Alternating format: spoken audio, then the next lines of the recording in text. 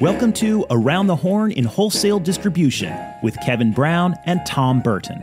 Sponsored each week by LeadSmart Technologies, Tom, Kevin, and their guests review the news of the week and dive deep into the topics impacting manufacturers, wholesale distribution, independent sales agents, and the global wholesale supply chain. Whether it's M&A, SaaS and cloud computing, B2B e-commerce, or supply chain issues, we peel back the onion with our guests into the topics that impact your business the most. Hey, good to see everybody, and so happy to have this fine group with us. I'm Kevin Brown. I'm here with my business partner and lifelong friend, Tom Burton, and we are so fortunate and appreciative that we've got these three guests with us this morning. We have got...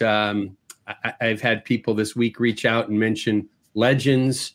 I've had a couple of people say esteemed, quite a few different things related to Ian Heller, Mike Marks, and Dirk Beveridge. The other ones that came in that were less popular, I certainly won't mention, but great to have you guys with us. We've got some great people popping into the show right now as well, and we appreciate it. If you're joining us this morning on our live broadcast, which we do each week on Friday mornings at 9 a.m., we are on Facebook Live, YouTube Live, and LinkedIn Live. If you're on any of those platforms, please say hello, maybe tell us where you're from, and share your thoughts with us as we go through the day of discussion. This is a really positive day for us. So before we dive in and do a little housekeeping we do each week, I'm going to kind of go, pun intended. Around the horn? Around the horn, Dirk. And so well done, Dirk. Here we go. I'm going to start with you, Dirk. If you wouldn't mind, my friend Dirk Beveridge, maybe tell us about UnleashWD, We Supply America, yourself. I think just about everybody that's going to join us today probably knows who all three of you are, but would love to get a little bit of feedback on what you do each day. Yeah, super cool. Thank you. Kevin, Tom, honored to be here. Mike, Ian, love to share the stage with you guys. It's super, super cool. So thanks for bringing us together, Kevin and Tom. I'm Dirk Beveridge, founder of UnleashWD.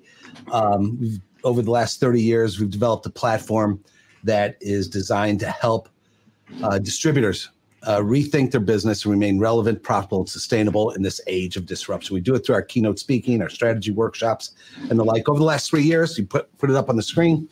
We created this platform called We Supply America, and unapologetically, we're going across this country championing you, the backbone of America, that allows our society to live and provide for us all in the way that we do. Doing that by going across the country in the We Supply America RV, championing your stories, 24 documentary films over the last 3 years. And I just love meeting the people.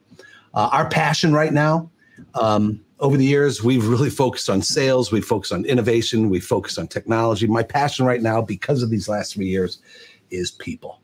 When it all is said and done, I am absolutely passionate that the reason we are in business is to help people, human beings, grow, thrive, and flourish. And you can take that in any direction. As you serve your customers, you're helping individuals thrive. My real passion is what we do for our employees. And that's what we're going to be talking about a lot in 2024 and beyond.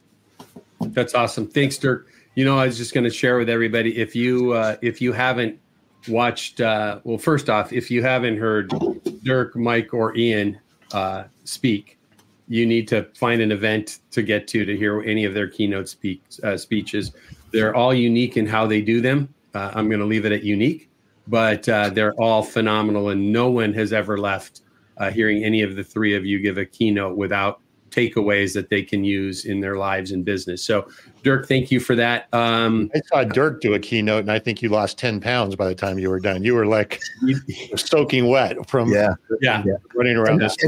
And Tom, I have a few more 10 pounds to lose. So I need more. Get hired for more keynotes, right? That's right. Yeah, that's right. That's good. All right, let's jump over. Mike, how about filling us in on yourself and Indian River Consulting Group and what you guys do, and we'll get to Ian then, and we're going to dive into our discussion today.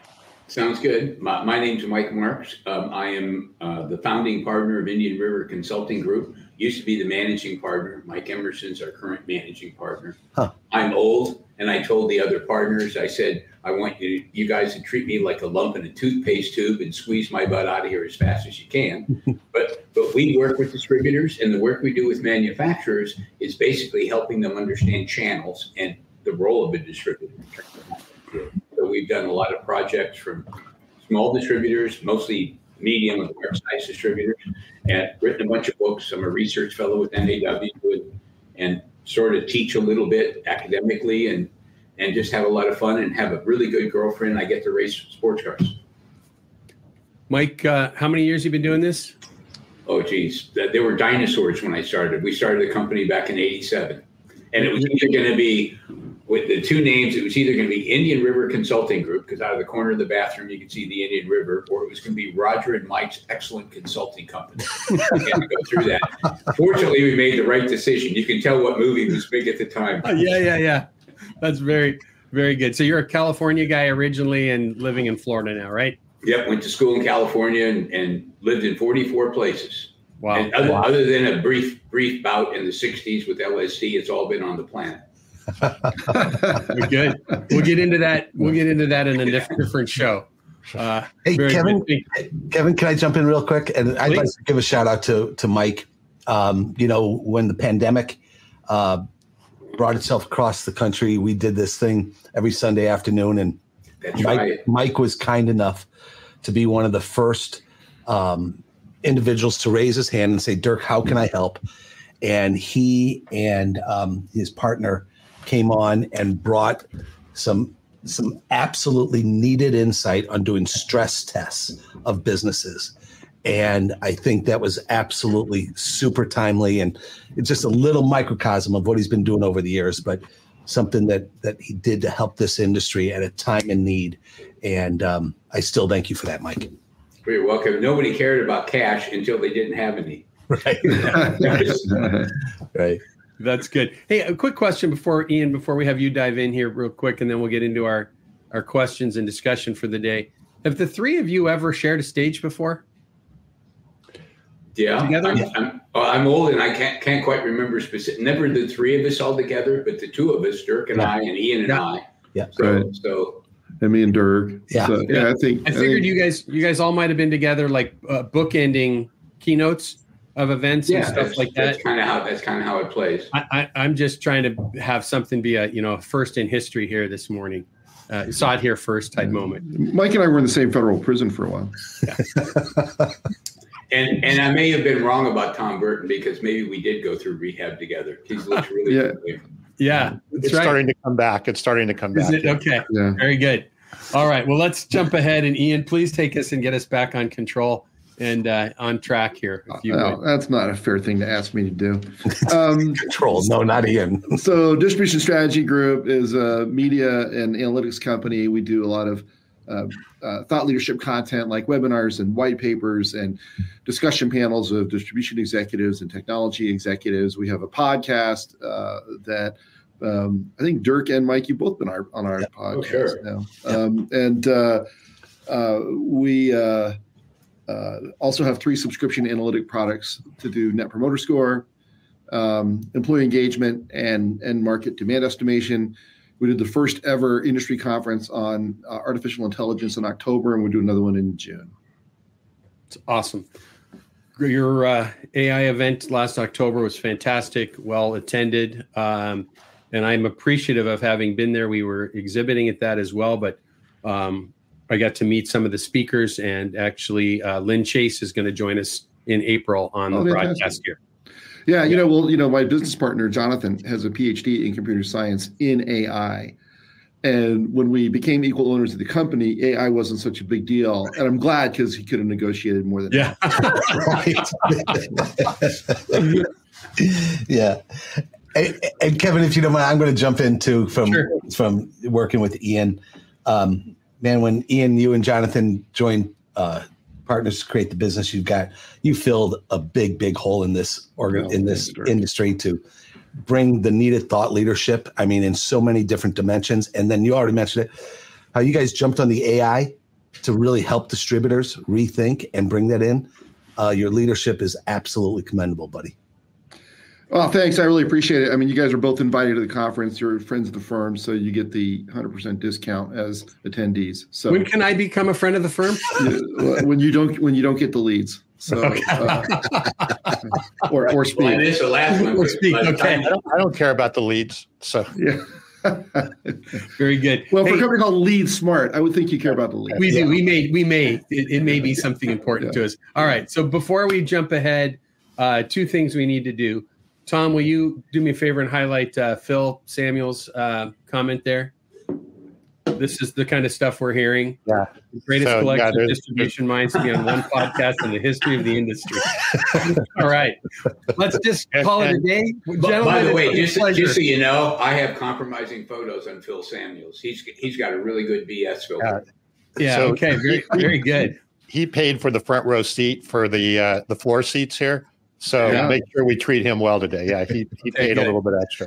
All right. Well, before we jump into the full discussion of why we're here today, which is to talk about 2023 and moving forward to 2024, we got to hit just a couple of quick housekeeping things that we do each week. So again, I'm Kevin Brown. I co-host this broadcast every week with my lifelong friend and business partner, Tom Burton.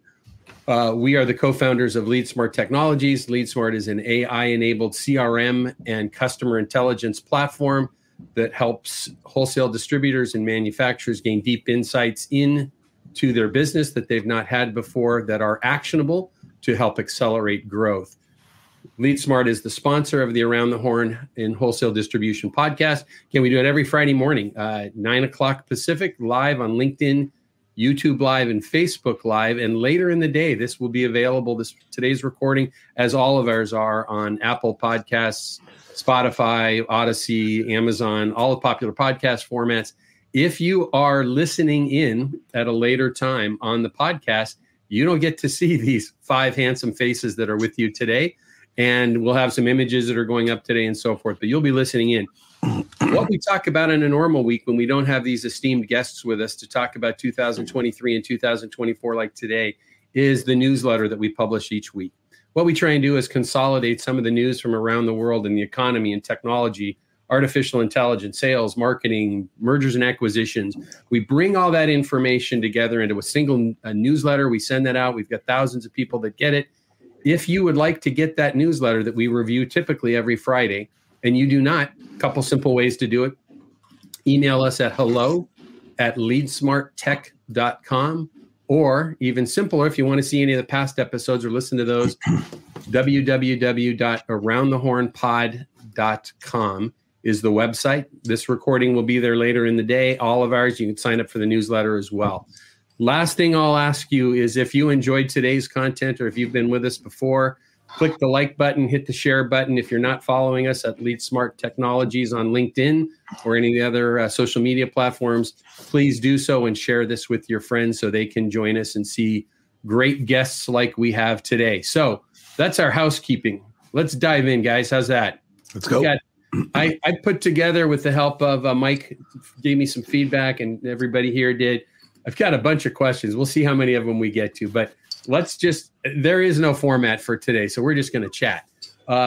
So first one, when you look back at 2023, what do you see as highlights and lowlights for manufacturing and distribution and any other B2B markets that you might see? Highlights and lowlights of 23. Who wants to go dive in first? I think Ian wants to go first. Saw that coming. I think a lowlight was later. M&A activity was way down. Right, I talked to M&A guy just yesterday who told me that it was the slowest year for deals they've seen in a long time because of interest rates. They're expecting somewhat of a recovery this year. I mean, it's still not a bad market to buy or sell a business, but it's not nearly what it was a couple of years ago. So I think that's a low light. And I think, Mike, you were about to say something too now, right? No. Hey, Ian, question for you on that. Is that because of the interest rates? Because a lot of these were PE firms and they're doing the leverage buyout, and it's just the cost of capital is so high. Is that really what slowed things down? Yes, for sure. The other thing is that there's some very inflated multiples that people were paying. You know, a lot of the funds, it was very easy to get a fund together. People want to invest money to get the return, but there aren't that many good companies to buy. And it's been kind of a seller's market for the last couple of years that Ian alluded to.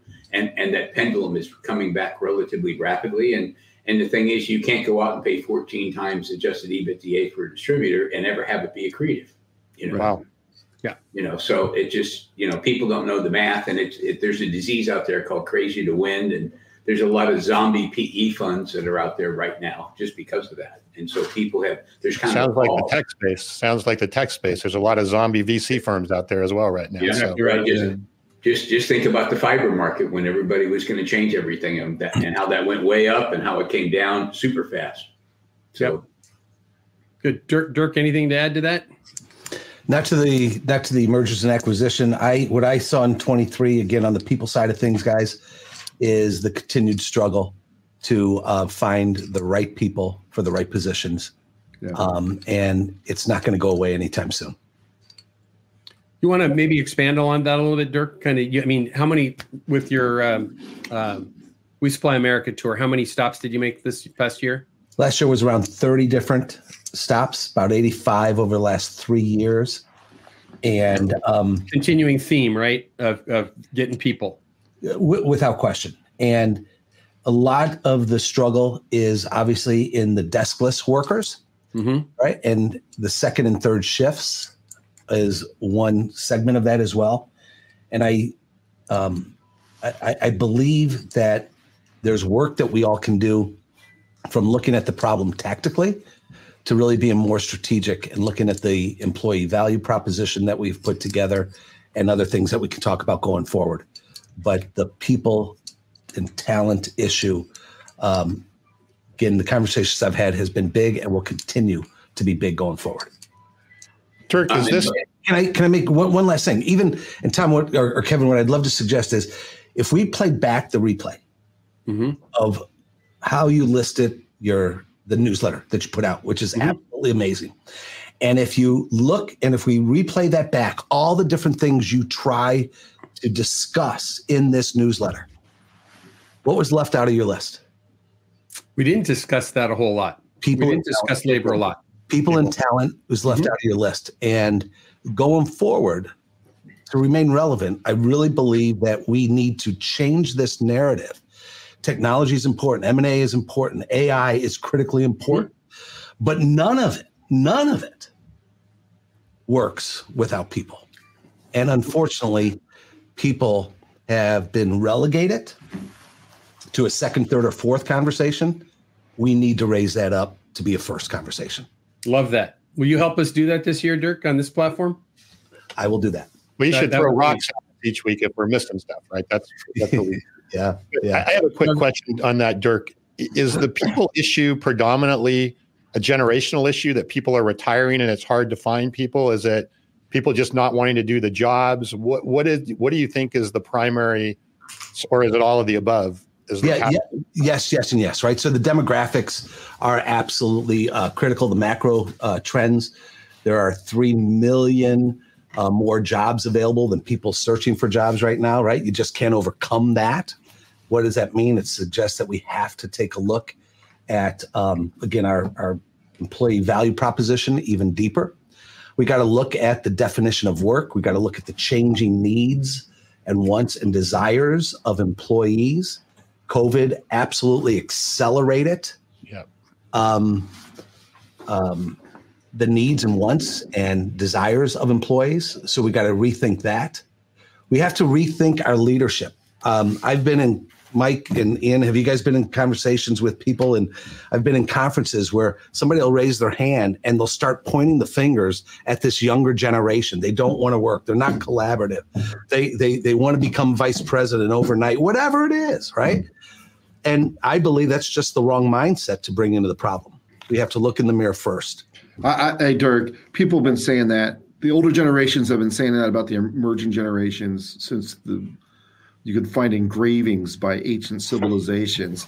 They don't want to work, and they are lazy and uncouth and drink too much wine. I mean, it's just I think it's nonsense. And So I got 2 kids in their early 30s, and man, in fact, I put on Facebook one day, I don't know where Penny and I went wrong with Austin and Blaine. they grew up with such better values than we tried to instill in them. And, right? Yeah. Ian, they're brilliant. I mean, they are. let's change the mindset. Let's change the mindset. This next generation, they're brilliant. Right. It's our job to learn how to tap into that, right? Yeah. It's interesting. I mean, I kind of see both sides of that, because there is some of that. Trying to think of the word, but the give it to me all right now, right? Sure. Snowflakes. Yeah. So we do see some of that, but that doesn't mean that we can't, as the generation that we're in, guide and direct and manage and support that. I want to stick on this topic for a minute. I want to take it back from an economic standpoint, though, for a moment, too. We talk a lot pretty regularly. We've been posting articles on the newsletter and having discussions here about onshoring, nearshoring, reshoring, right? So now we've got buildings are starting to be built again, right? We've got, Rebuild America or whatever, the Biden administration's pushing some dollars out, right? There's interest rates seem to be going to calibrate here hopefully soon. We're going to see more building. We're going to see this trend of reshoring, onshoring coming, right? Those all create jobs. And to Dirk's point, right, if we don't have the workforce, it's going to be real challenging in those settings. I'm in violent agreement on the subject with Dirk, and I'm at the board of a university in a business college, and I have 3 graduate students that are my mentors. I pay them to mentor me. We get together once a month. Cool. And they treat me shabbily, and it's. And you would expect what else? Well, yeah, but they're very articulate. I'll give them that. But and one of the things that happened, I mean, there was a song. I was on the road. Somebody sent it to me, and it was a song on YouTube about what happened to the world when the last baby boomer died. And I laughed my butt off. And it's like, it turns out unicorns are real. They just didn't come out till the baby boomers were gone and the rainbows were back. And I downloaded it because it'd be great in a workshop. But YouTube took it down for inappropriate content. But they realize there's no such thing as long-term employment. They want to have meaning. The snowflakes that we're talking about, they don't want to work, want to be vice presidents. It's less than 5% of the Gen Zs. The 95, they want to have impact. They want to do something right. They care about things like diversity. They care about mental health. They care about a lot of things, but they want to learn because they figure they're only going to be there for a couple of years because their dad got laid off when he was 55. Right. And they just don't trust it anymore. And so what they care about is you're going to teach them. You're going to let them do something. And if you think back, I mean, we're all a bunch of old guys. There was a point when all of us were young. You're in a company and you're going, put me in, coach. I can do it. Give me a chance. I'll show you. I can get the results. And I go, you don't have enough scar tissue, kid. You got that old catch-22. 30 years.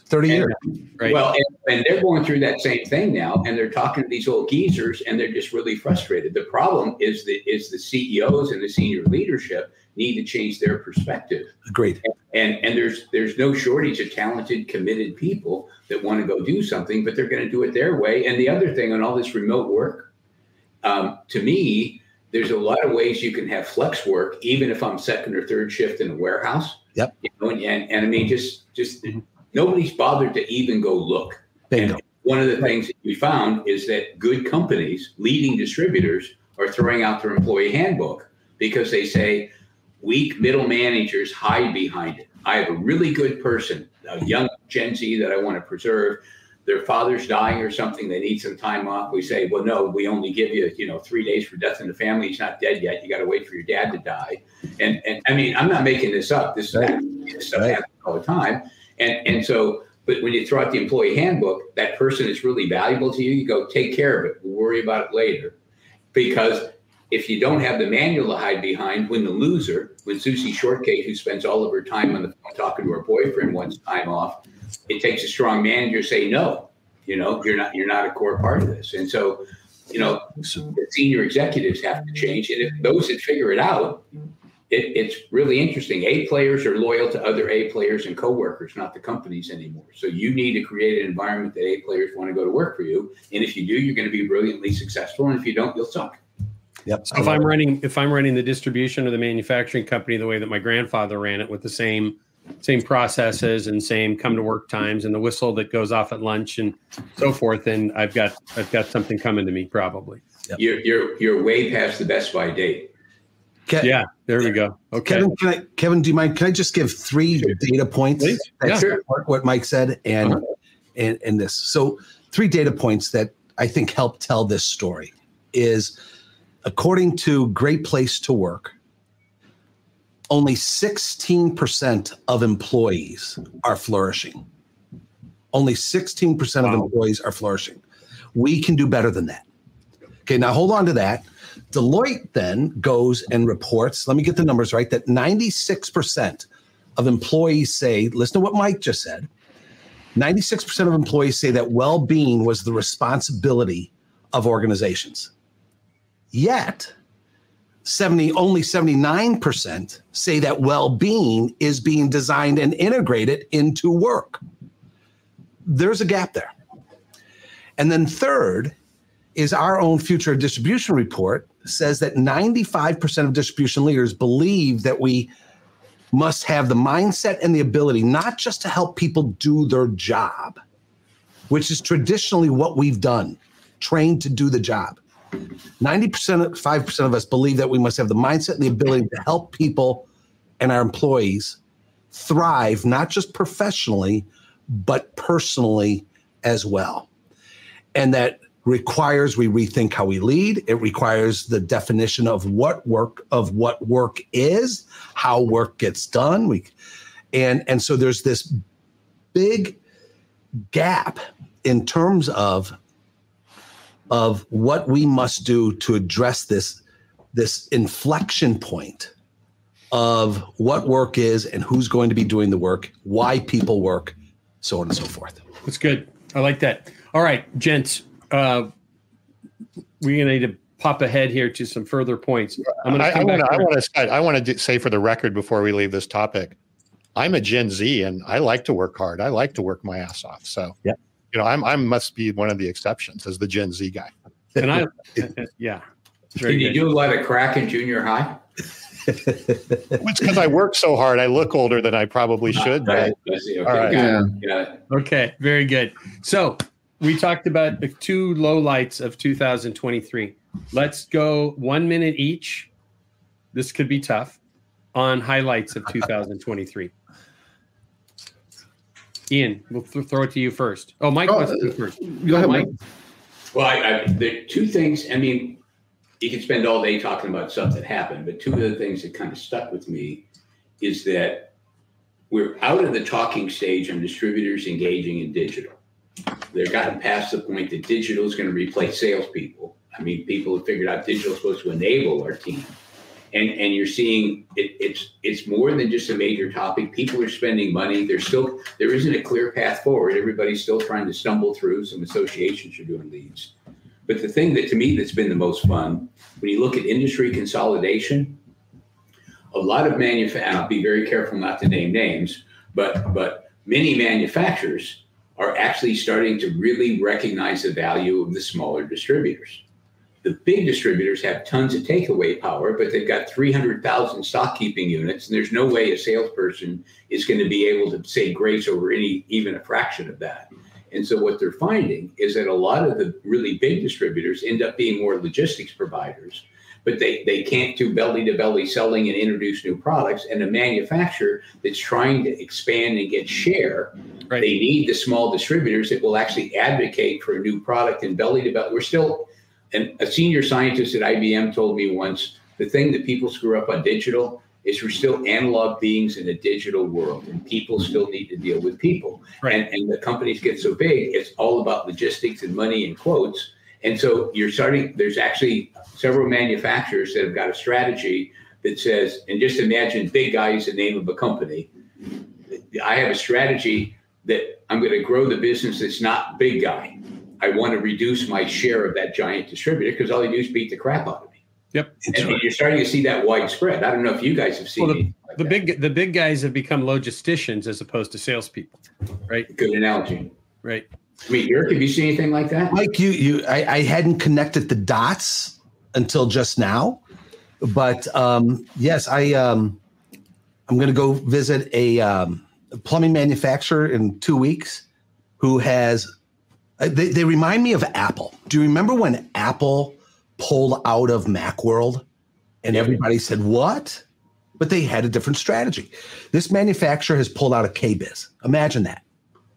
They pulled out of KBiz with the intent and the strategy to get closer to their customers. They're taking that money, and rather than investing it in 1 week in Las Vegas, they're investing that money to enhance their training, to enhance the internal university, and to enhance their ability to get closer and develop those relationships that you just talked about with the right distributors. So I never connected it until you just said it, Mike. So super cool. Ian, highlight of the year. A couple. One is the Infrastructure Investment and Jobs Act was, it's a bipartisan bill. Hard to say, even harder to get something done. That's bipartisan. And that is, I think distributors don't understand it. And it's $1.2 trillion. There's a lot of business there. We're going to produce some content on it, but that really started to take off in 2023, and I think it's going to be bigger by a lot for distributors in 2024. I think the emergence of AI as a focus topic, I mean, it's good and bad, but there's a lot of good, exciting stuff that AI began to enable in 2023, and I'm excited to see where it goes. Cool. I have a quick follow-up question, Mike. What you said on yours is about digital, right? Finally kind of coming from less talk and more action. Do you see, and AI obviously being part of digital, do you see that by the fact that companies are getting more sophisticated with digital, and this may go back to you, Dirk, that is helping to attract employees, attract more A players that want to be able to leverage digital in their job, or is that not quite connected at this point? It's like taking a magnet, instead of putting two magnets together, you reverse the poles and they're repelling each other. If you want to bring Gen Zs in there, remember, these are people, I mean, think back, you're sitting in the Atlanta airport, you see a baby that's in diapers and can't even walk, playing with an iPad, waiting to get on the plane in the stroller. I mean, they're used to digital, and they come in and they're looking at a green screen and somebody's or a Cardex, and they're going like, why do I want to be a part of this Triassic reptile? So if you really talk about, I'm on the early stages, I've got my employees engaged, we're looking for applications, I'd like you to be a part of it, that makes you more attractive to them. That's great. I love that analogy, Mike. You know, it's funny, I talk to distributors and manufacturers every day, and most importantly, probably with distributors, is the we talk, and we've talked about this on the broadcast here all the time, is about the changing B2B buyer, right? And so I can't remember what the most recent number is, 65% of B2B buyers are millennials. Well, distributors are trying to get their head around that, if they're open to even the discussion, trying to get their head around that. And then when you introduce the conversation that says, oh, and by the way, the workforce that you need to be hiring is pretty much the same, right? Yeah. It's going to counterbalance. And guess what? To your point, Mike, and I think this slipped through, and if you guys didn't catch it, when Mike mentioned green screen, he wasn't talking about what's behind the weatherman. He was talking about the font color on the CRT tube terminal, right? Yeah. That, you know, the 22-year-old ERP system that's still driving the organization, and there's no such discussion of what's a tech stack. No, many are doing great jobs at this, right? But this is, and my highlight, I think, of the year is, you know, it's impossible to narrow them down, but if I looked at it from distribution, is that because of a lot of the work that the three of you are doing and others are doing, and companies like ours, is we're trying to raise the bar that says, hey, you know what? And I say this all the time because people talk about, you know, we heard this at Ian's at the Distribution Strategy Group's AI conference in October. You know, oh, we're going to be out of business and dinosaurs and this and that. It's like, my view is, you're probably not going to be out of business, but the business is going to be very, very different if you don't make some technological changes. Yeah. It's not going to be what you're used to, because you can't run it, back to the employee manual we talked about. You can't run it how your dad ran it or how your grandfather ran it, because the world's changing. Well, and if you go back and take a look at the a lot of this changes because the pandemic changed how customers want to buy. Right now, Gartner just put out a study. It said buyers spend 17% of their time face-to-face with salespeople. The rest of it they're doing online, they're doing it as a group. And it's not just one salesman and one buyer anymore. There's multiple buyers. The number of buyers in a major decision has tripled in the last 5 years, according to Gartner. And the study they just put out, they don't have the 23 data out, but 22, 72% of buyers, this is a very large sample size. And if you just go Google Gartner, and I mean, it's all out in the public domain, you can share it. But 72% prefer a sales rep-free experience. They don't require, they prefer a sales rep-free experience. That's on repurchase, right? Because you got to remember, in industrial distribution, or basically any of this, you're looking at 85 or 90% repurchase rate. Once somebody sold it the first time, it's not sold the second, it's bought the second. Yeah. And there's just a lot of changes that are going through there. And when the buyers are doing this, that 17% with salespeople that they spend, you're sharing that with their competitors, right? So when you start looking at all this, you have to be doing some digital, because that's how you communicate with those customers early in their buying journey. And the other thing that's happened, and I mean, I think, you're supposed to be talking to us, quote unquote, experts, but I think you and Tom can really chime in here too. The cost of this technology has collapsed. Yeah. A small distributor, a distributor that's $10 million can be a fully digital distributor if they decide to want it. It's about vision and leadership, and the curmudgeons that are running like the granddad, they're by the Best Buy date as well. Well, it's an interesting comment. We see this sometimes too, right? And my background is in 30 plus years in distribution manufacturing, and Tom's background is in technology, but he's been working in and around the technology world for the distribution world for 8-9 years, probably now at least. And one of the early conversations we had as we founded our company was that, once in a while we'll see this, right? It's I'm the VP. My dad owns the company. My dad's grandfather started it, and everybody's comfortable with 8 or 10 or 12% growth. That's just the gift that just happens in the marketplace, right? And it's like, well, wait, we take all the vacations we want. We own a vacation home. All the kids have salaries in the business, and that mindset has got to change sometime soon, because their business is going to be impacted dramatically. So one of the things before we jump ahead, I want to get to our next topic, but if you look over Tom's, left shoulder, he's got an image of the book that Tom wrote, and it's called The Revenue Zone, and it talks about the whole concept of this changing buyer. So you get an opportunity. We got to plug Tom's book as well, since we're plugging everybody else's stuff. I'm not bright enough to write a book. So in fact, something funny happened earlier, and one of the comments came in when I was struggling to find a word for the word enablement. Yeah. My wife owns a marketing, design, and print company, and she works with a lot of major manufacturers that you would recognize if we said them here. And she shared the word I was looking for. That's great. We're all trained to do what women tell us. Yes, exactly. I'm trying to get better at it. I'm hoping that she doesn't comment any further about my training. So, hey, Kevin, yeah. I'm sorry, before we go on, can I just comment on one other thing? Please. Okay, because you skipped me on what I saw in 23. You skipped me, dude. What's going on? See, Mike, I'm failing. No. Mike said I'm supposed to be the adult supervision, and I'm not doing well. Yeah, easy. And it ties into what you all were just talking about here at the end. What I find encouraging from 2023 and beyond is, and it's maybe a little bit more nuanced than what we all have been talking about here, is this generational change that is taking place in the leadership of these businesses. What I am seeing is, as this generational change is taking place, there's this intersection of a new aggressiveness, of a new understanding of the world going forward, and the nobleness of business.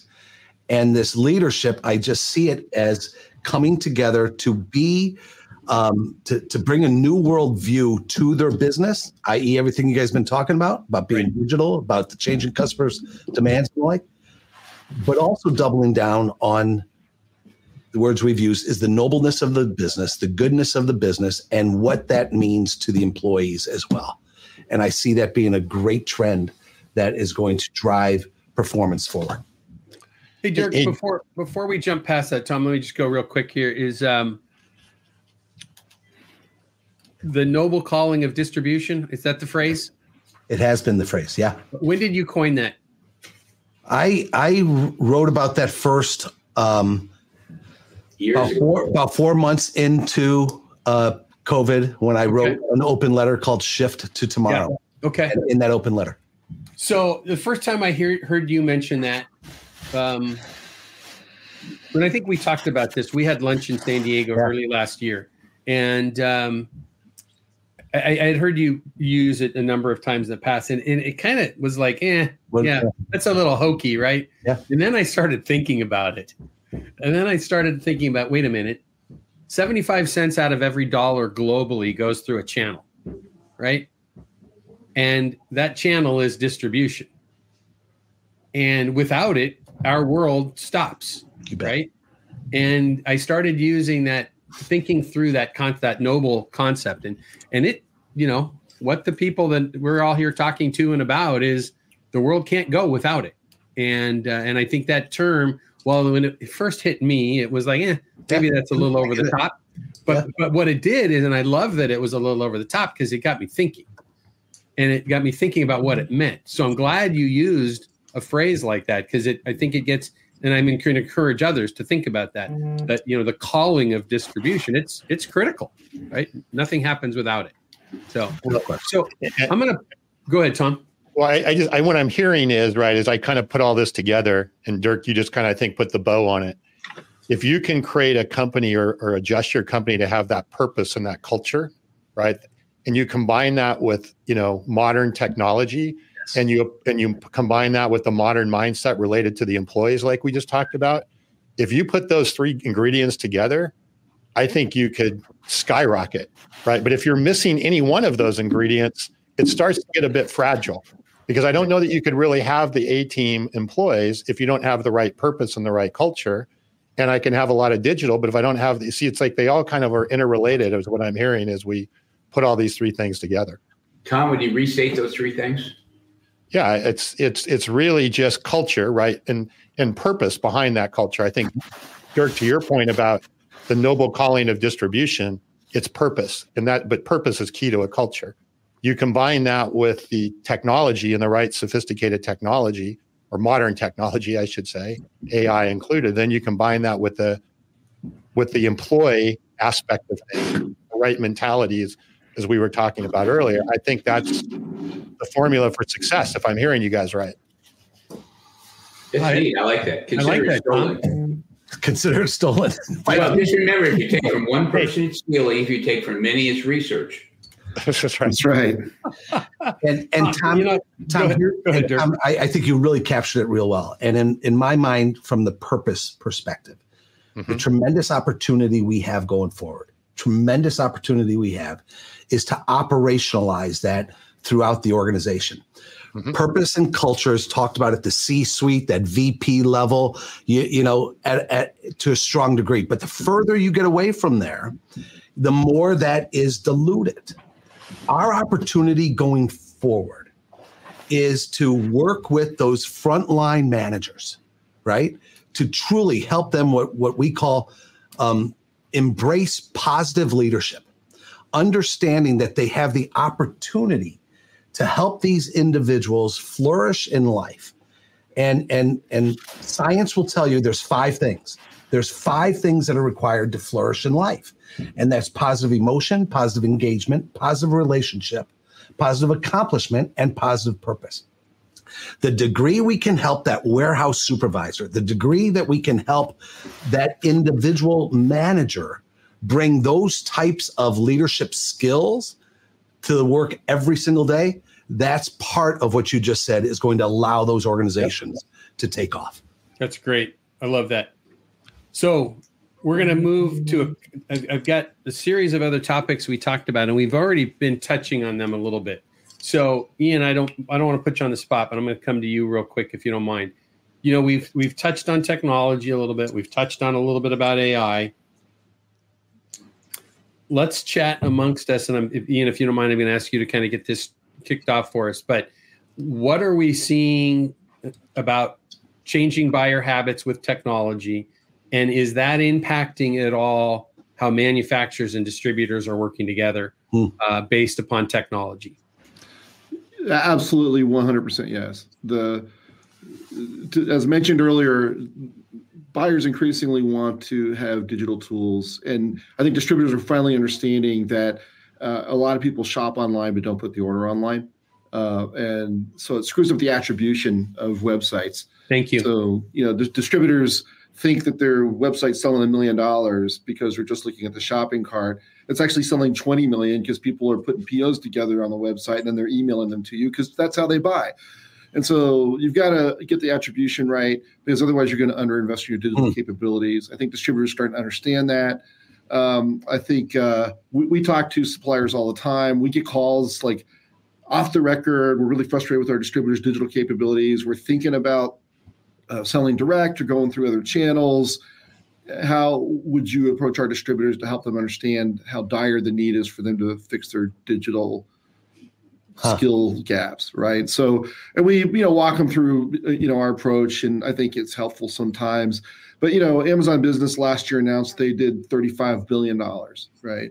And you can go on there and say, I want to buy sustainable, small business, whatever. You can choose your options and buy any way you want. The Air Force is doing over $1 million with that. I mean, these institutions and businesses that used to be thought of as pure distribution clients are buying from Amazon Business because they have incredible digital capabilities, and in many ways are a substitute for a e-procurement platform. And Zoro's over $1 billion now. A lot of distributors who couldn't previously afford digital capabilities, as you said earlier, Mike, they can now, but some of them don't know it, right? So I think going forward, you have to have those capabilities. Stop measuring the damn shopping cart as your way of looking at revenue because it's wrong. And when you hear somebody say your B2B site should be like a B2C site, when someone says your B2B site should be like a B2C site, run away from that person because the requirements and the way you build them are very different. Distributors are in this fantastic position to take share, grow share, not just be good at defense, but go on offense. But a lot of them don't know how. Love that. It's interesting talking about that experience, right? I describe it, and I've said this on this podcast and many, many other places, is that buyer, that B2B buyer, he took his girlfriend to dinner last night in an Uber. He's ordering lunch on DoorDash, right? He buys his dog treats come from Chewy. He met that girlfriend on an app. Yeah, correct. Exactly right. All right. Well, let's mute Mike for just a second. But they're living in that digital experience, and if they're coming to their distribution partner, right? And by the way, Zoro, Grainger, Amazon, and everybody else that has these strong presence are trying to touch that person. You need to be in that place. And I love the point that you're talking about there, Ian, from a standpoint is don't be, and I'm not going to articulate this as well as you did, but don't be in a place as a wholesale distributor where you're trying to do all things. And then most importantly, understand that having that web front with your products and resources and all of the things that go with that is dollars coming into your business, but it's probably not coming through that shopping cart, right? And you have to get to that presence. And what I'd love to throw out to everybody else is, this is great. Mike Mortensen with ARG Industrial in Alaska says, the website is Scottie Pippen, not Michael Jordan on most days. Yeah, it does the assist, right? Yeah. That's beautiful. Yeah. That's beautiful. But I think that's exactly the place that we want to be. Mike, before we come to you, what I'd like to throw out is I'd like to expand on the discussion that Ian brought up, and I'm really appreciative that you brought it up, is the manufacturers struggle to say, hey, you know what? Maybe I should just put everything that I sell on Amazon Business because they're just another distributor is the mindset. Distributors are getting upset with that, but if the distributors aren't keeping up, the manufacturers have to do something. So, Mike, let's hit your comment if you want, but I'd like to circle back to that topic. Well, I think there's two things. One is that McKinsey just put a study out called DTC, direct to consumer, and a lot of manufacturer clients are saying there's a bunch of other intermediaries that are unbundling. You got Visa, MasterCard, and Amex that want to take over the receivable function for manufacturers. They don't have to do it. Most of the distributors of Korean don't even stock product. They use third-party logistics providers. And so, that's a multi-billion-dollar industry today. So a manufacturer can go out between digital and the rest of it. They don't need the traditional bundle of the distributor unless they do something valuable. And a lot of the distributors, to me, there's a big gap in the mind of the manufacturers between the distributors that are the horses pulling their chariot and some of the ones that are past the Best Buy date. And they're starting to really discriminate in terms of treating those people differently than everybody else. The smart manufacturers are starting to treat distributors like channel partners instead of customers. And it just hangs in there a whole lot better. People think they can ignore it and it'll come back and bite them in the butt. Yeah. Well, we're starting to see more and more of this, right? Of manufacturers that are either selling on their own website or selling in some marketplaces. And marketplaces Ian, you've done multiple shows on marketplaces, right? These are going to continue to grow. And I think the distributors got to get their head around that of even participating in it. And it seems to me, and I'll ask you gentlemen this question. It seems to me when you look at distributors that do have an online presence, there seems to be two camps. One is I'm going to try and do it all on my own. Or the other camp is I'm going to do it on my own, but I'm also going to participate in marketplaces because I can be selling as a third-party seller in these different marketplaces as well. But I've talked to a few who are adamant against not participating in marketplaces. They only want to do it on their own. To me, and I'm asking you gentlemen, your thinking, to me is that should be a dual strategy, not a singular strategy. Would you agree? I mean, it's every day is not Groundhog Day. And part of the vision of an owner or operator, the person who owns the capital is also the chief executive, is they tend to look at, I want to replicate what I've been doing. Once I'm in flow, it keeps going. And they don't see this. They haven't quantified the downside of being in a marketplace, making the product available. Just remember, inventory is a substitute for demand information. And if I can get better velocity in terms of where this is going, it allows me to have higher fill rates from my existing customers. Yeah. So they're looking at it as either or. It should be C, all of the above, in my view. I mean, take a look at the growth rate. But when you take a look at what Grainger's done, and Ian knows a lot about Grainger, they've had tremendous growth with Zorro. But one of the things that they had internally, everybody thought it was going to cannibalize their regular business, and it didn't. It was additive once you actually look at the data. And Ian, can you, without violating non-disclosure, could you add a little color to that? Yeah, we've never consulted for them. I left there a long time ago, but no, that's right. I mean, they went after a different market with that. I think ultimately, look, sellers are going to go where the buyers are. So you either put your products where the buyers are, or you build a place to draw buyers. And that means, so if you're bad at digital and you don't sell on marketplaces, you're on a going out of business path. Now, most of the time people are going to adjust before it gets that dire, right? But you've got to go where the sellers are, or create a place you have to go where the buyers are, or build a place for buyers to come to. Those are your choices. And, I think, there's a reason Miracle, the marketplace company, was valued at $3.5 billion or something a couple of years ago. And, that was their second valuation. So it wasn't like there wasn't any data to go by. That was their second round of fundraising. So, marketplaces are real. You got to figure out what your strategy is. You can build your own. You can participate in others. We talk about marketplaceification.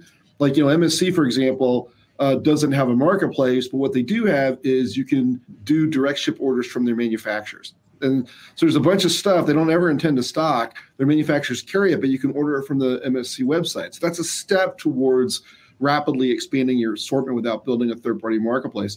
What if you collaborate with a non-competing distributor with whom you have relatively small amounts of overlap? You sell construction supplies, I sell tools. How about we pool our assortments and we fulfill orders for each other?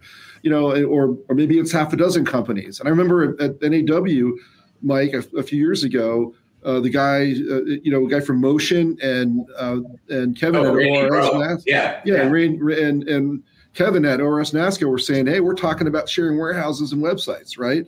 And they said that publicly. So I'm not disclosing anything, right? I don't know if they did, but I think did. Okay, good. And so I'd like to hear about that actually. But I think these notions of collaborating to expand assortment and in their case, leverage real estate for facilities, there are a lot of interesting opportunities there for distributors without actually building a full-fledged third-party marketplace. Well, and I have several smaller distributors. I have a plumbing distributor that got connected with a very large consolidator in electrical. And so they've now added 5 selling locations, even with the pipe yard. Yep. But they're all in the existing locations of the electrical distributor. Take a small part of the warehouse. They don't need a whole lot, but it gives local presence. And a lot of times in these industrial industries, local presence matters a lot. That's the personal touch that Dirk was talking about. That's great. Hey, Dirk, to go along with this, you spent all those months and hours in Walmart parking lots thank you.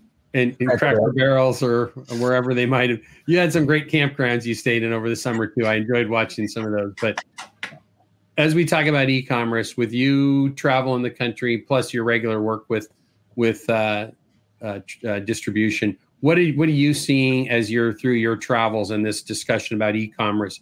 85, I think you mentioned, companies over the last couple of years. What percentage of those had some level of e-commerce or were getting ready to launch that?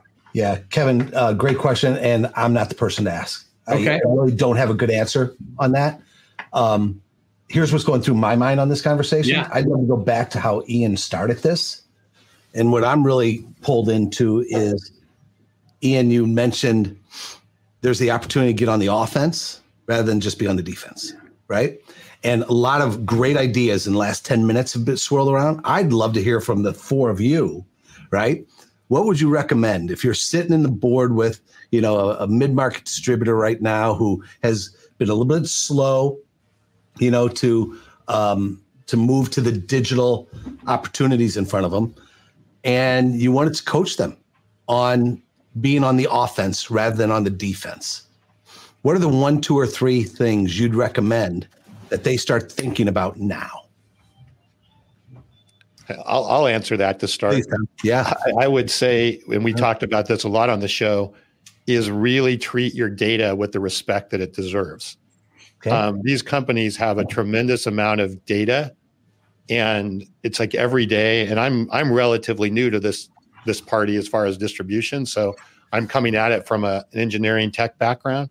But the amount of data that you have that is super valuable and that can really drive a whole lot of things, not just AI. It's certainly the fuel for AI, but it's a fuel for just having insights and understanding of your customer and how you can better serve that customer. And I just see over and over that data is not being treated with respect. And if you start with the data, I think it opens up the door to a lot of opportunity, whether you're going into AI or anything else that you're doing in your business. Cool. Ian or Mike, before I jump in? Well, I think if you have a sorry, Mike, you want to go? Oh, go. No, you got it. If you have a Salesforce, if you're in a business model that where Salesforce is relevant, which is often the case in distribution, get great software. LeadSmart, right, is a tool. You need a really good CRM. Manage the heck out of your Salesforce. I mean, we had Mike Emerson from your firm, Mike, on to do a webinar on Salesforce compensation. Holy cow, it was incredibly useful. Distributors need to get that kind of help, build a great Salesforce, manage it well, because, I've heard people say, well, how am I going to compete with 5,000 Home Depots? I have 100 locations. To that, I say, yeah, but you're actually on customer sites. You're on more of them in one day than Home Depot is in a year because they don't go out to the customer, right? So that's going on offense. It's just manage your Salesforce well. I mean, I think the digital stuff is a no-brainer. You have to do it. But I've seen, and Mike, I don't know what your impression is, or I know Tom and Kevin, you guys are around Salesforces, and Dirk, you are too. It feels like distributors kind of lost their mojo with how well they manage their Salesforces. I mean, stuff like, the gap analysis and coaching and making joint calls and making sure senior executives are getting out in the field sometimes. I mean, it just feels like they've kind of fallen off in managing Salesforces as well as they used to. Or maybe it's me getting old. I think it's easy to stay busy, right? In that setting, right? And that's, we have simple little plug. We built a tool into our technology with our CRM and customer intelligence tool that we're looking through an AI tool because we're connected to e-commerce and marketing automation and ERP systems, and bringing all that into the CRM component is we're able to point out where should you be spending your time versus where are you spending your time versus thinking about I should sell an item or I should sell a category. It's we can do that too, but it's what quotes are open that need to get closed this week. What customers are at risk for churn, and we're not seeing. And I agree with you, Ian. I mean, we spent a lot of time, and I started my career working for a national distributor. I was a manufacturer's rep for 10 years, and later invested in a manufacturing company before I came full circle to what we're doing now. And across the board, we did a lot of that in the past of like trying to really segment accounts well, and are we selling full line and all of those things. And I see much less of that, but I don't see anybody less busy. People are still busy, but I don't know what they're accomplishing at the same level. And I think the people that embrace all across the board technology are going to drive that shift and make a change of significance, right? And to Mike's point earlier, Mike, you made the comment about belly to belly, right? We are still in a relationship world, and I think people like to have the relationship, and Tom talks about this a lot in his book, is that people are going to buy how they want to buy, but that doesn't mean that they don't want access to you when they want access to you. So, Dirk, I'll throw out my point to your question, right? And I'm going to introduce another question to the group here, but I think people specifically right now, if I was talking to a CEO, I would tell them a couple of things right now. Have a people strategy, which I'm learning more and more about all the time from you, but have a digital strategy. And a digital strategy is not, I bought a bunch of different software programs, right? A digital strategy is, I'm buying these strategically to do these things in my company, whether it's e-commerce tools, CRM, AI tools, whatever it is. And I have a strategy of where that's going to take the organization, because very few people have that in my day in and day out. They own a lot of software. Tom used a term years ago, I remember, and he said, people want outcomes, not software. Yeah. Right. But people buy software because they saw a shiny object real quick. And we have to help people get out of that. As we talk about e-commerce, though, the last thing I'll say to this, and I want to come to Mike's final comment on this topic, because we got a few other things to discuss here, is we haven't mentioned today buying groups and associations much. And all of you, in fact, Mike, we had lunch at ISA meeting. Dirk, we had lunch at an AD event. Ian, we've been together at, I can't think about all the different events that we've been together at. And if the good ones are doing a great job of, I don't want to say the good ones. All of them are trying to do something. There are some that are really excelling at helping their distributor members with digital strategies. And I don't know what it is. There must be something that keeps many distributors away from joining buying groups or being active with trade associations. I don't know what it would be, because there's so much data, so much information. Guys like you coming to speak at events, right? That is so valuable to them. I would always encourage that. Dirk, to your question, right? What would I tell a CEO is look into that closely and get involved, because you're going to get back more than, it sounds like I'm promoting, all of these folks, but truly, I think people get back more than what they put in. So, I hear it all the time. You bet. Yeah. Good. Mike, close us out on that particular topic to Dirk's question. Two comments. Giving advice to a CEO of somebody that's been slow to start. We fix CRM deployments when everybody ends up subtly sabotaging them. Two clients, they did everything right except their sales managers. All they'd ever done for years was coach people on transaction closing. They didn't have a sales management process that was documented. They lack the skills to actually develop the sellers to make them more capable in terms of their own growth, talking about Gen Zs. And so in two situations this last year, we had to call a timeout, and the managers had to go through and create a flow chart. What is your sales management process? It's more than just transactions. They actually changed out a couple of people, had to go through some skills training. So that's one. Number two, if you're going to do anything with digital, stop playing with vanity metrics and e-commerce and trying to talk about page views and bullshit. And we're in the sales business. If I was going to spend money as a new distributor, I would spend money on effective lead gen. So my CRM or however you're going to do it owns the front of that funnel. And my goal is not to get people to come to the website or look at papers or do any of that. My goal is I want to put my field salespeople in front of new potential customers in a meaningful situation. And I'm going to measure how many of those events that happen every month. And then what is a 90-day yield from doing it?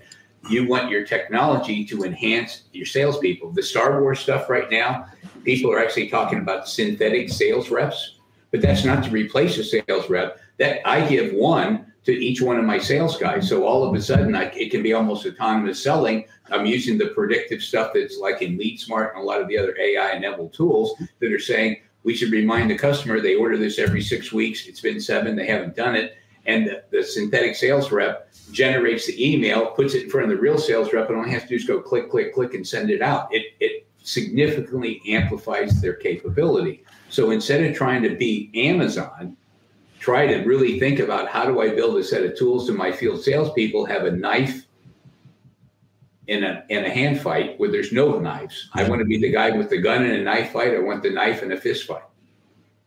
Love it. There we go. There's our Indiana Jones analogy, for the day. That's good. I know, Kevin. I know we have a couple more questions, but I just wanted to clarify one thing real quick. Ian, you said in the beginning, do you think that the sort of erosion of the sales management, do you think that COVID really amplified that as people started to work from home and go out of the office? Do you think that's a big part of the sort of, I guess, erosion of the sales management process? It's a good question. I think it preceded that, but I do think that made it worse, in part because I think what a lot of sales reps learned is that they can actually be more efficient by spending more time on the phone. So a blend of outside and inside activity is actually optimal. I don't think distributors understand those processes or how to coach them yet. So I think it was already happening, but to your point, I think that changed the game somewhat. I agree. Very, very good. So it exposed it. The pandemic exposed a lot of sins. Yeah.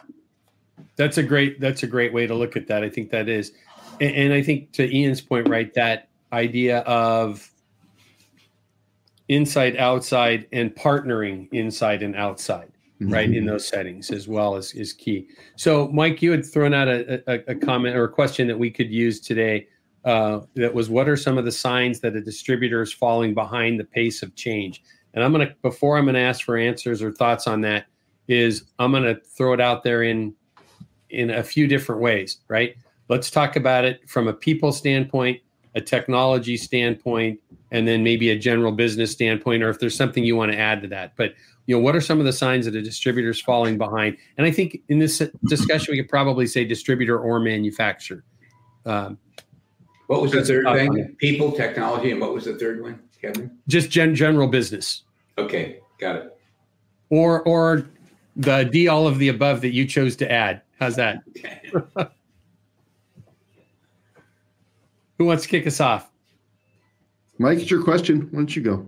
All right, thanks. It's pretty nice under this bus here, and I'm looking forward to pulling you down under the bus. Hey, it was your question. Well, I know, but Kevin's good at this. Kevin gave me a framework, so now I got to give you a real answer. You can't do stuff like that, Mike. When I got the cup to my mouth, I just almost covered myself. Well, but if somebody's behind the curve, it shows up as margin and net profit pressure. Because all of a sudden what happens to their employees, we can't do raises this year because we're not making enough money. And so people start to think you're not taking care of me, or they're cutting their benefit program, or they're doing various things for the employees. Or the first thing they do is cut training and development, which if you're a Gen Z is probably one of the most significant things that exist in your life. So the other thing in terms of technology, you have people in your company saying, well, we need to do X, Y, and Z. And the owner says we can't afford it because we're not making any money. And what happens, they have a series of semi-religious experiences where they have a supplier that terminates them or puts a big national right in on top of them. and they lose a lot of their protection, or the whole thing just gets worse and worse and worse because they're not making money. They never see the problem. They never diagnose the problem as executive leadership or lack of vision or anything else. It's always the competitors, and the market's getting tougher, and they whine about it, and fundamentally they choose whining as an exit strategy. Yeah. That's so well said. And I tell you, I love the work that you do, Dirk. I think you're the most inspirational person in the distribution industry, and that's saying something because it's a gigantic industry. I agree. And I think but I tell you, I agree with everything you said, Mike. And another thing I see is cynicism is venom in a culture. And if I see cynicism, I see a distributor that's falling behind, because if you're cynical, you're blaming the world. You're blaming your manufacturers, you're blaming your customers, you're blaming your employees.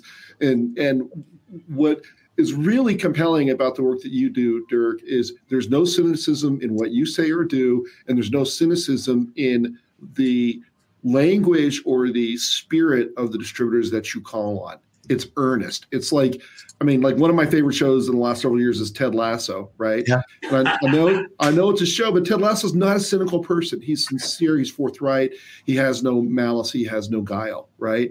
And I think that is a wonderful way to lead. It's what I aspire to do. It's really hard to do, right? That's what I aspire to do, but I see it in you all the time, Dirk, and I see it in the companies that you visit.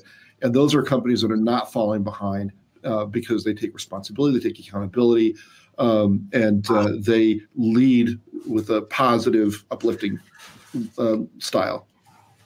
That, Ian, is amazing how you've positioned that. And I'm a hugger. I want to hug you because of what you've just said, not about me, but about those businesses that I have a chance to visit. And it ties into this core belief that I have. 2 years ago, it was all about the Great Resignation, right? And now it's talent and people and all that. And I think where we're falling behind is in terms of developing our employer brand. Just listen to what Ian said. And then you look at the demographics of the workforce coming into the workforce, the people coming in the workforce. They want everything that Ian just talked about. Mm-hmm. They want earnestness. They want truth. They want meaning. They want purpose. They want family. They want connection. They want bond. Where in the hell do you get that? I'll tell you where you get it. Get in the RV with me and come and that's where you get that. And we are sitting on a freaking gold mine. And I love all of distribution. My heart is with the independent, family-owned, employee-owned distribution business. That's where my heart is. And if we could help these individuals, number one, truly believe that they have something that the workforce is yearning for. Help them believe that. Help them see that. Number two, then goes to what you were talking about, Mike. Think about it strategically, not tactically. You can't just tactically complain about the competition or your manufacturers. You got to dive deep into the real issues in the business and in the market. And then number three, traditionally, we've been rotten communicators and marketers, not just of our product, not just, but of our value proposition to the marketplace. We've been rotten communicators and marketers about who we are, what we believe in, what we stand for. And man, if we can help these businesses absolutely wrap their arm around the goodness and the opportunity, and yes, get on the offense, as you said, sign me up, because there's 6 million people at least employed in distribution. And there's an opportunity to bring fulfillment, meaning, purpose, and damn good lives. When I could listen to you all day. No, when we do this stuff. And yeah, this is great. Yep, this is good. So we're kind of running short here. We said we would just go till we're done talking, but I want to throw a couple things out so we're not keeping you guys all day. we had a bunch of other questions though that we didn't get to, but you know what's interesting? They all got woven in pretty much to the discussion today. We had about 9 topics we were going to discuss. We covered 2. No, we got to 4, I think. 4 formally, and I'm going to do the final one. But as I look through the other ones, they've been woven in through the entire discussion today. And that's the value for me of having not just business relationships, but friendships with you gentlemen, and your background and your experience bringing to these discussions. Because this, there's a quick side note, when Tom and I decided to do this 70, probably close to 80 weeks ago, I guess it is now, because we missed a few Fridays along the way. What I told Tom is, I said, you know what, if this ever has to get overly scripted, too many people involved. So on the back end of how we're doing things, if I have to have the exact perfect microphone, or I can't worry about Mike Marks slipping up with, a curse word here and there.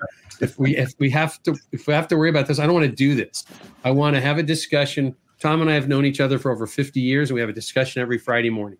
That's awesome. And we bring guys like you in on a consistent basis to have discussions. And it's never fully scripted or outlined, which I guess if there was professional podcast producers would probably scold us on a lot of things. But like I said, I could have listened to Dirk continue on that for an hour. So me too. Here's what I want to throw out there. We talked a lot about last year. We talked a lot about change. We've talked about M&A. We've talked about people. We've talked about technology. We've talked about CRM. We've talked about e-commerce, a million different things. Most of it is we've talked about some challenges, some opportunities. Let's look forward to 2024 and even beyond. We can talk about it, and we'll do it as a group, but I'd like to hit each one of you. What do you see as maybe biggest challenge in 2024 if we haven't hit it yet today? And then let's talk about biggest opportunities, and we can kind of wind our way out through of today's discussion with kind of what do we see coming, pluses, minuses, cautions, maybe is the 3 things. And let's hit it off. Tom, I'm going to start with you this time. Is this like a speed round? We have to answer in like 30 seconds. Nope. I was just trying to give everybody that the end is in sight. Okay. How long we choose on this last one is up to all of the 5. I thought this was like a telethon that we were going to be doing for a few hours. Jerry Lewis is not here. So, no, I think, I'm just going to, I think the look ahead and the challenge and the opportunity are the same. And I think it's going to go back to this. You guys really hit me when we talked about that, the 3 legs of the stool, right? The purpose and the culture and the technology and the people. I think though, the opportunity though, with technology, just because that's more of my world, I think there's a real opportunity with AI and with technology to use that as a catalyst for all of those things. You bet. And to make it not as something that's a fear or, oh my God, it's going to make things less personal or less relationship.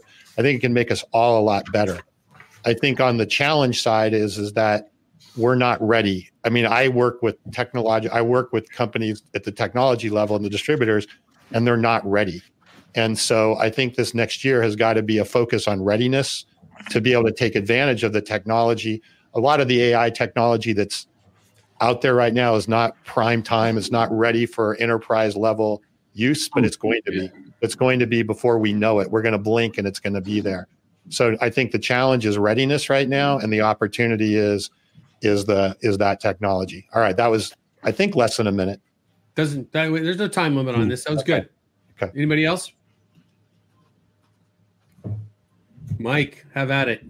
I'm always the first guy when there's a buffet at a meeting. I'm always the first guy in the buffet line because everybody waits for somebody else. I was the oldest in 5 boys growing up, so you had to eat with your arm around your food to make sure there was enough. So to me, looking at 24, I go back to what the Bulio brothers have done in terms of talking about the economy. We're going to have a spotty economy in 24. It's going to be a little bit soft in spots. Some things are good. Some things, it's just volatile. It's like, we all like bubbles. We don't like recessions. We all know how to hunker down. But right now we're kind of like in the middle, and it's like our economy is a salad dressing and an industrial lubricant, and everybody just looks at you funny. So I would follow their advice, and they said, The worst thing you can do in 24 is to hunker down and go into your turtle shell and wait for the market to come back, because their prediction is, even though 24 is going to be spotty, 25 is I lose Mike or did everyone? What's that? Keep going, Mike. So what happens, they say, make your investments. My advice to them would be spend some time working on your business instead of in your business, and start to think about, what do I want to do with technology? How do I start? Because this is the year you want to be able to go on the offense in 25. So do the preparation, get the people thing right, do the kinds of things that we've been talking about, but Cool. work on the business instead of in it. That would be my advice. It's awesome. Love that. Super cool. Dirk or Ian? Yeah, I'll go in. You can guess mine is going to focus on people. I'll throw out three numbers: 100, 20, and 80. 120 and 80.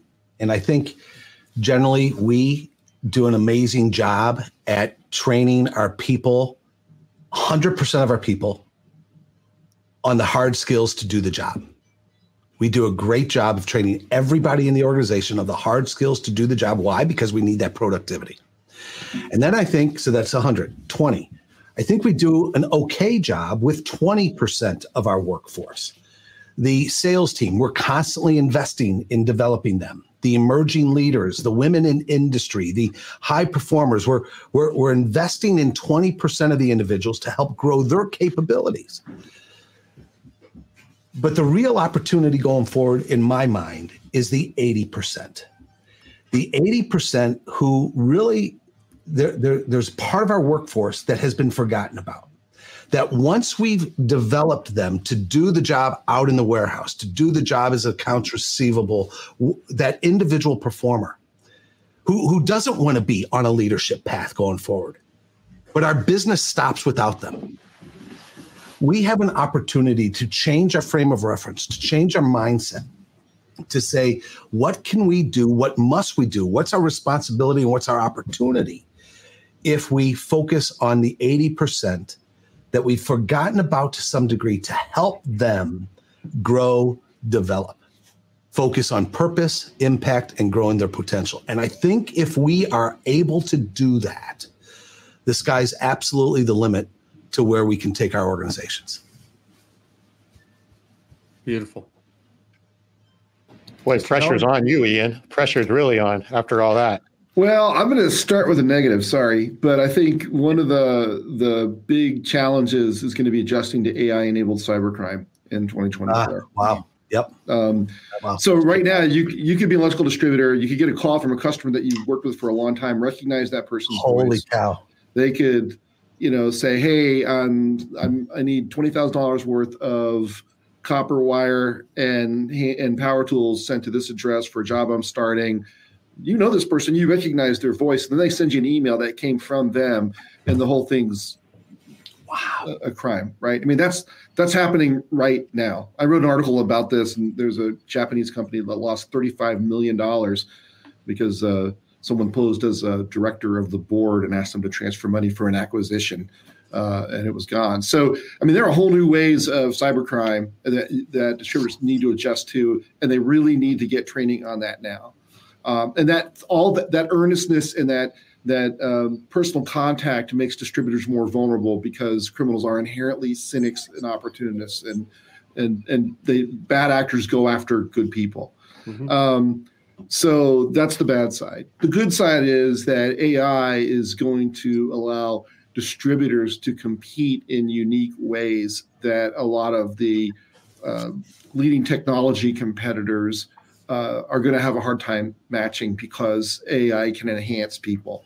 I'm not saying AI is not going to take jobs. It will. But I think, to your point, Mike, earlier about the synthetic salesperson, I mean, you can double your salesperson's productivity with AI, whether it's in a good CRM or it's this, the having it compose auto responses to emails that you review before you send them. And so you can, it's like putting, I think I heard one speaker say, it's like an Iron Man suit. I think it was a column somebody just wrote a column for us that used that metaphor, is that AI can be like an Iron Man suit for your people. And I think looking at those kinds of tools and having the combination of people and AI can make distributors ferociously competitive and go on offense. Smaller things, or at least more tactical things, there's a pretty good chance the Fed's going to pull off a soft landing. Interest rates are probably going to come down a little bit later in the year. And so I think, to your point, Mike, it'll be a little spotty, but it's not likely to be a recession. It's a good year to work on your business and get ready to come out strong in 2025. Nice. That's great. I'll throw my take on this in as well. And I loved all of these comments. And Ian, thank you actually for, throwing out that caveat, right? We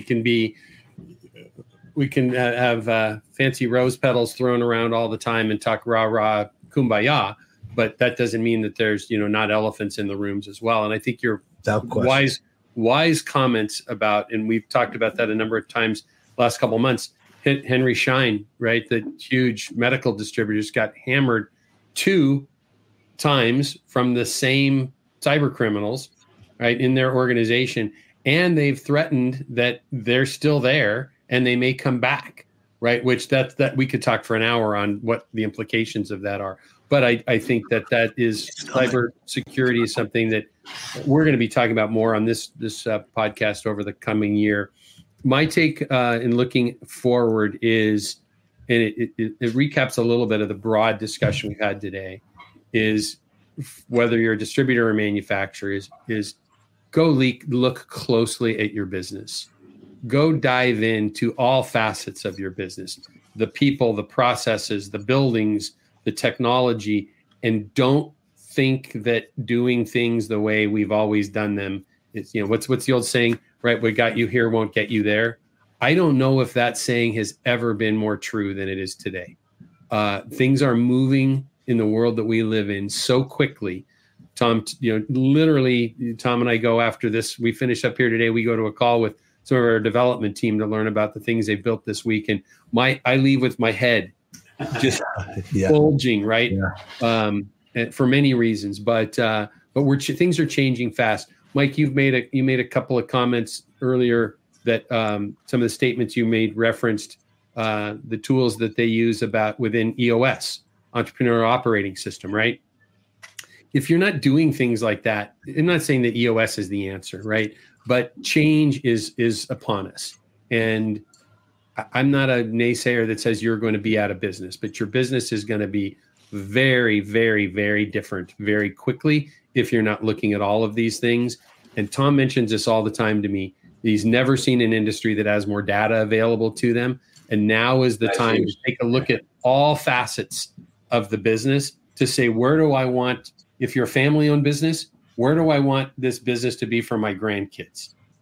And now is the time to really look at that, because I'd say this is the year that we're going to start seeing people have major impact upon their businesses that aren't making these shifts and changes, because AI is moving so quickly. And it doesn't matter if you're a pipe, valve, and fitting distributor with 2 acres of pallets of stuff out back, or if you're selling technology components, right?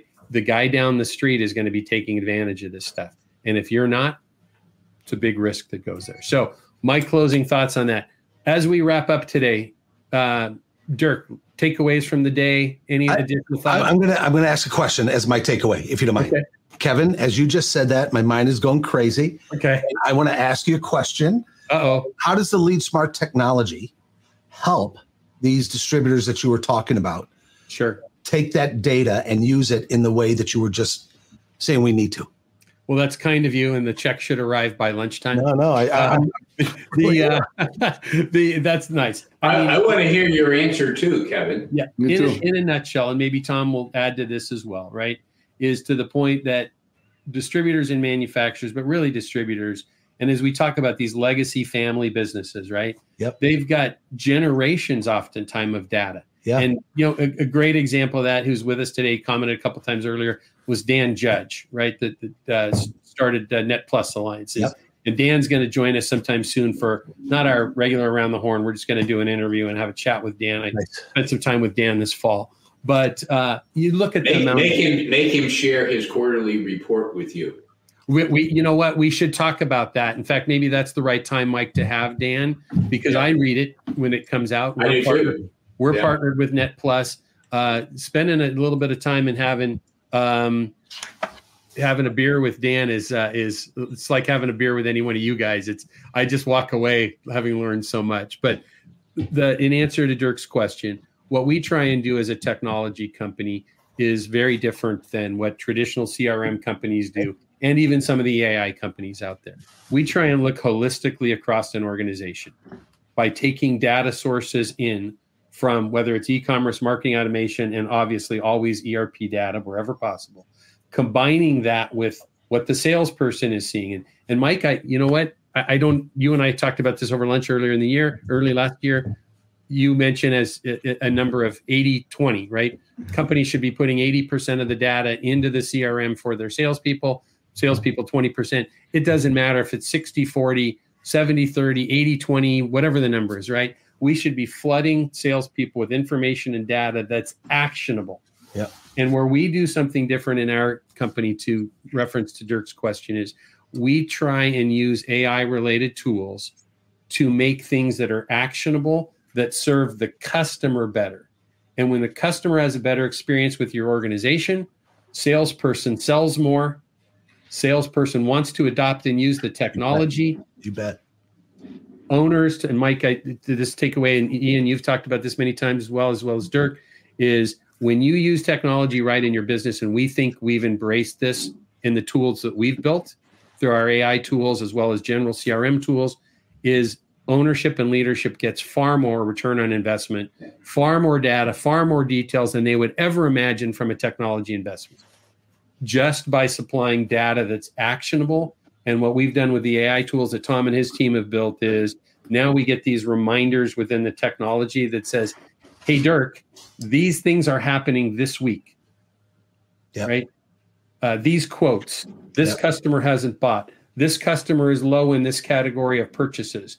Right now, we're bringing actionable or insightful data out, and that's what we try and do different. Awesome. Right, Kevin? So what I heard there that really stood out to me, what I heard there is your focus is on your customer's customer. Yep.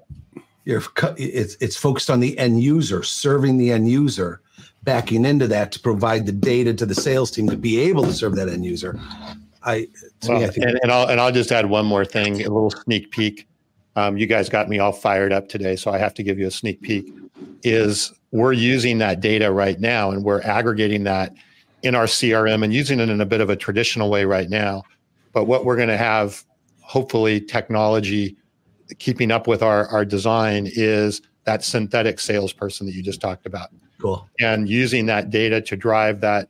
I think somebody else in the comment mentioned that 24/7 synthetic salesperson. I call it digital twin, whatever the right word is for that. But it's leveraging that data, and it's that guardian angel that can help. It's not to replace you. It's to help enable you. And really, I mean, think about it, right? We all get caught up in a lot of BS stuff in our job every day that we would love to have something be able to help us do so we can focus on what we really do well.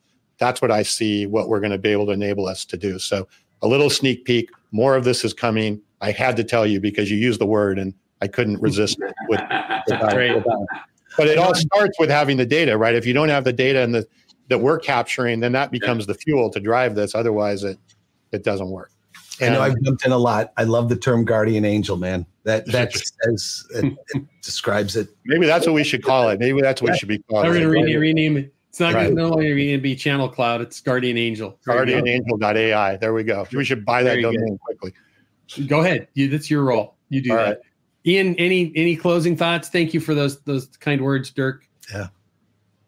No, I think it was a fantastic discussion. I felt really honored to be here. I think that I think distribution has a very bright future, and I think one of the things that I love that you say, Dirk, is people need to stop saying distribution isn't sexy.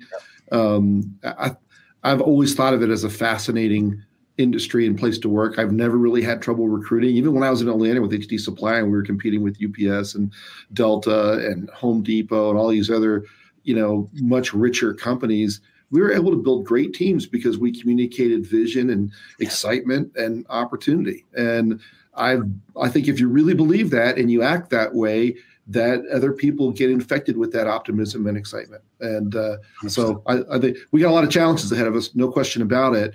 But we got a lot of smart people in this industry who are going to overcome those challenges, and we're going to beat some competitors along the way too.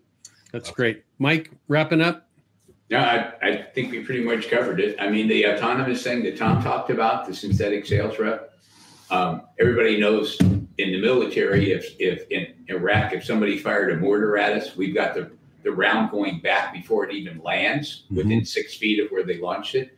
And that's a C-ramp. That's the system we use to do it. The system's automatic, but if you think about it, it's controlled by a sales rep. There's a soldier that's sitting in there. He sees all this stuff in real time. It comes up, there's an inbound deal. Should we fire? All he has to do is hit the button. When you build that twin thing, this is not about replacing salespeople. This is about giving those tools to the sales rep. That all those messages, all those suggestions you need to buy, it's all done, and all I have to do is go click, click, click. Yep. Do that, and all this CRM stuff, everything just goes away, and every sales rep in this industry is going to go, where do I get mine? That's all you got to do. Where do I get my guardian angel? That's right. Exactly. All right, Tom, get to work. I already checked the domain. It's not available. So I just put a bid down. I bought it. Yeah, he was faster. Dirk was faster than I was. Well, guys, thanks for having me. I had a hoot. This is good. It's like the band gets back together. Yeah. So I tell you, I've had, I think 3 or 4 people reach out to me in the last couple of weeks about us getting together today. And they said, how on earth did you get all 3 of those guys together to join you? And I just wanted to tell all 3 of you, thank you. Because thank you. I have great respect for all 3 of you. You all do a lot of similar things and a lot of nuances. And I learn from each of you, and I consume all of your content that all of you put together. We try and reference it when we do this each week. So I don't want to put anybody in the spot, but I'm hoping that we could get this group together again down the road, because, we've got people that have been with us for an hour and a half and they're still making comments on what we're doing. So thank you guys. I can't tell you how much I appreciate getting to know each one of you better as we run across each other through the shows and the events. And I'm grateful for what all of you do. So I'm going to wrap things up. Tom, anything to add before we go? I just want to thank everybody as well. Thank all 3 of you as well. This has been awesome. And I can't wait to do it again. Good. Well, we'll work on that. So again, those of you who are listening in from the podcast standpoint, didn't get to see these, 5 pretty faces today, but you got to hear some great insights. Those of you that were with us live, we appreciate your comments. We do this every week at 9:00 Pacific on YouTube Live, Facebook Live, and LinkedIn Live. And then we're available later in the day on all of the top podcast formats, and we look forward to having you join us. If you'd like our newsletter, please reach out to us as well. And Kevin, we didn't get a chance to hit any of the comments really today. I wanted to thank everybody. There was a ton of great comments. We usually try and incorporate them more, but we would have been here for another. So thank you for everybody who commented, and some great point, Tom. Really great comments. Yes. We're gonna wind this down, gents. I'll ask you to hold on for just a second so we can thank you one more time. But thank you, everybody. Have a great weekend. Be kind, do good things, and be safe. Happy Friday. Yeah.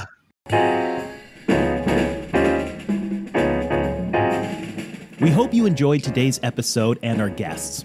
Each week, we try our best to dig into the topics that are impacting your business. So please reach out to us and let us know how you think we can make the show better, or topics you'd like for us to tackle or talk about more often, and even guests you'd like to see join us. We're looking forward to bringing you next week's session, and hope that until then, you stay safe, stay focused, and do great things. If you haven't already, please subscribe to the podcast and leave a review to help others in wholesale distribution get access to the conversation. And finally, please check out our sponsor, LeadSmart Technologies, and their manufacturing and wholesale distribution industry CRM, customer intelligence, and channel collaboration platform. That's LeadSmart Technologies at leadsmarttech.com.